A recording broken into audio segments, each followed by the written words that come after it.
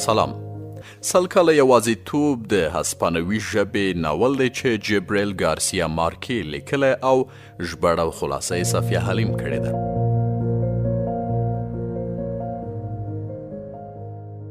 جنالډو د امرین ته لپاره د خوښۍ احساس لرل، خو هغې ته د زړه خبره یې نشوه کولی. امرین ته هم د خوښېده او په زړه کې ارمان و چې دوی واده وکړي. خو کله چې هغه ورته د واده وړاندیز وکړ نو امرین ته هم هغسې انکار وکړ لکه چې کرسپي ته یې کړی و. جنالډو ورباندې ټینګار وکړ چې دا ورسره خوشحاله وي نو په واده کې څه ممانعت نه و، خو امرین ته د واده خبره نه مني. ډګرمن ایریلیانو بوینده خپلې مور اورسلا ته یوه وړاندوینه د پیغام په توګه راواستوله چې پلار به یې ډېر ژر مړ شي. اورسلا خپل میړه د ونې نه راخلاص کړ او دننه د خوب کوټې ته یوړ. هلته به د ټوله ورځ د هغه سړي د روح سره خبرې کولې چې په ځوانۍ کې وژلی و. څو ورځې وروسته هوسي مړ شو او په هغه ورځ مکونډو ښار د باران د څاڅکو سره ژیړ ګلونه هم وریدل.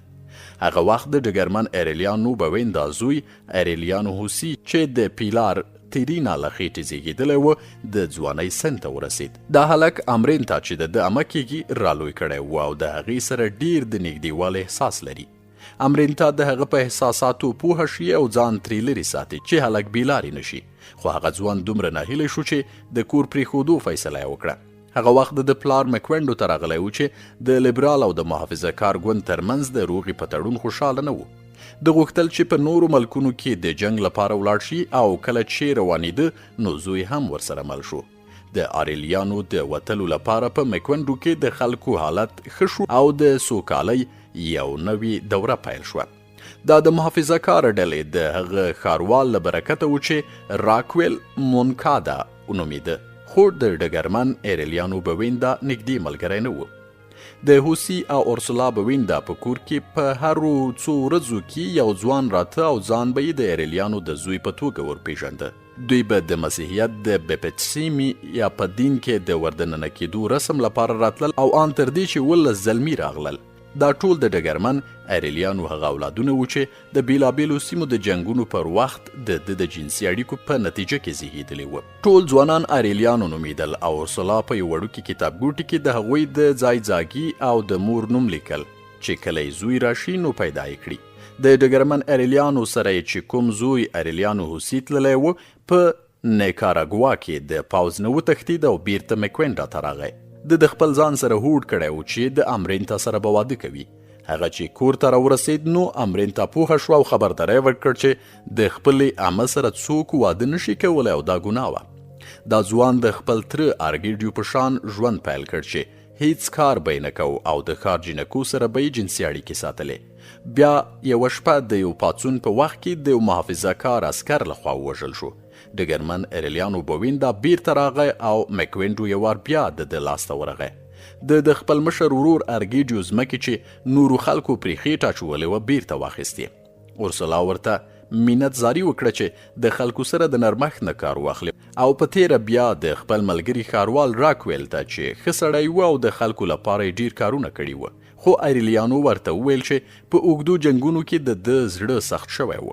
هغه ښاروال ته د مرګ سزا ورکړه چې پایلې د مکونډو ښار او د ایریلیانو لپاره داسې وي چې هغه یې توقع نه لرله. ټولو ملګرو ډګرمن جنالډو او ایریلیانو په جنګ کې خپل باور او هیله د لاسه ورکړې وه او داسې فکر یې کاوه چې د دې هیڅ ګټه نه وه. دوی ته جوته شوه چې لیبرال ګوند هم هغسې خاین او بېعقیدي و څومره چې محافظه کار ګوند و، خو په ایریلیانو یې ډېر اغېز کړی و او هغه یې له نړۍ ګوښه کړ. ورځ تر بله هغه په عجیبه کارونو سر شو. د به هیڅ ډول احساس نه څرګنده او د پلار په شان د هېرېدو مرض ورته پیدا شو. د خپل پوځ په خیانت د ډیر خواشینی و او ځان له به یوازې په سوچونو کې غرق ناست و. هغه د خلکو نه دومره بیزاره شوی و چې ځان ته به یې څوک د 100 فوټو نه کم فاصلې کې نه پرېښودل. نوموړی اوس په دې پښیمانه و چې ښاروال ته یې د مرګ سزا اورولې وه. هغه هوډ وکړ چې نور به خلک جنگ ته نه پرېږدي او تر 2 کالو لګیا و چې د خپلو جنګیالیو او د محافظه کارو ترمنځ روغه وکړي. تر دې وخت هغه د هیچ چا سره د خوښي یا د مینې احساس نه لرلو او په خپل ټبر کې هم لکه د بیګانه کس په شان اوسېده. اخر هغه د خپل ژوند نه دومره ستړی شو چې یوه ورځ یې په توپانچه د ځان د وژلو هڅه هم وکړه، خو مړ نه شو او خپل پاتې ژوند یې د وړو فلزي شیانو په جوړولو تیر کړ. د دویم هوسي ارګیډیو 3 اولادونه د صفيه له خېټې زیږېدلي وو چې ریمیډیوس سیګونیډو مشر او غبرګولي اریلیانو سکوینډو او هوسي ارګیډیو سکوینډو نومیدل. د دویم هوسي ارګیډیو 3 اولادونه د صفيه له خېټې زیږېدلي وو چې ریمیډوس سکوینډو مشر او غبرګولي اریلیانو سکوینډو او هوسي ارګیډیو سکوینډو نومیدل. په هغو ورځو کې یوې امریکایي کمپنۍ د کیلې په باغونو کې په لوی شمیر خلک کار ته رابلل او د کولمبیا ډیر ځوانان هلته په کارونو بوخت شول. دوی ته به یې معاش ورکوه خو د کار شرایط یې ناڅرګند وو. دا مزدوران به په بد حال اوسېدل او د درملنې چاره به یې نه کېده. سکینډو هم هلته په کار بوخت و او لیدل یې چې د امریکې لخوا د دوی زبېښاک روان و. دوی به خپلو کې سره خبرې کولې او اخیر دومره بیزاره شو چې کار یې بند کړ او کمپنۍ نه یې د ښو شرایطو غوښتنه وکړه. کمپنۍ یو ورځ ټولو کارکوونکو ته په یو څلور لارې کې د راټولېدو امر وکړ. کله چې خلک یو ځای شول نو د مشیندارو ډزې پرې پیل کړې او 3,000 مزدوران یې ووژل. سکینډو د هغې کمپنۍ سره د فورمین په توګه کار کاوه او هغه کسانو کې شامل و چې له دې ډزو ژوندی پاتې شوی و. د اعتصاب کوونکو د یوې ډلې مشر و او په یو اورګاډي کې کېناستو چې له هغه ځایه وتښتي. په هغه ګاډي کې په سوونو مړي بار و چې سمندر کې غورځولو لپاره یې وړل. مکوینډو ښار ته راغلو چې هلته هیڅوک د هغو وژنو نه و خبر. هیڅ چا د په خبره باور نه کوه او د حکومت خبره یې نه منله چې د مزدورانو اعتصاب په امن پای ته ورسید. حکومت دا هم ویل چې ټول کارګران خپلو کورونو ته تللي وو. هغې کمپنۍ مشران بیرته امریکا ته ولاړل او د کیلو په باغونو کار بند شو. سکوینډو بل ورور د یوې جینۍ پات را سره مینه کوي خو واده یې د یوې بلې ښځې فرنانډ سره وکړ چې ډیره مذهبي وه. د هغې ځمکې او څاروي ډیر وو او دی هم ورسره ښه شتمن شو. د میمی یو میخانیک ماریشیو بابلیانو سره مینه پیدا شو او کله چې پلاری خبر شو نو یوه شپه یې په هغې د بل چا ګمان وکړ او ډزې پرې وکړې. بیا یې په خپله لور میمی په بیړۍ کې د راهبانو یوه کلیسا ته واستوله. کال وروسته د مسیحي دین یوه راهبه مکوینډو ته راغله چې یو ماشوم هم ورسره و. دا د میمی ناجایز اولاد و چې ایریلیانو دویم نومیده. هغه ماشوم د بویندا کورنۍ کې رالوی شو خو د هیچ چا خوښ نه و. بیا یې هم دی د فرنانډ د کشر لور امرینتا اورسولا سره یو ځای ژوند کوه او په دواړو کې مینه پیدا شوه. دوی خبر نه و چې دواړه د بویندا ټبر نه دي. ان په میکوینډا کې 15 کاله باران وریده او د دې زیاتې برخې یا اوبو یوړي او یا ورسته شول.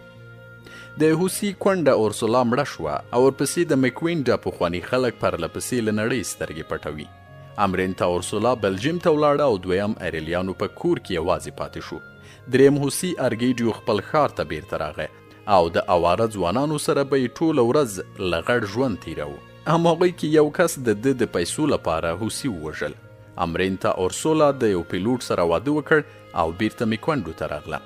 خو یو ورځ د میړه خبر شو چې امرینتا د ایریلیانو سره اړیکې لري نو دا یې پرېښود او بیرته ولاړ. څومره چې د امرینتا او د ایریلیانو مینه په خپلو کې زیاتېده هماغومره د ښار حالت په خرابېدو و. کله چې امرینتا حامله شوه نو بیا هم خبره نه وه چې د خپل وراره سره یې جنسي اړیکې لرلې.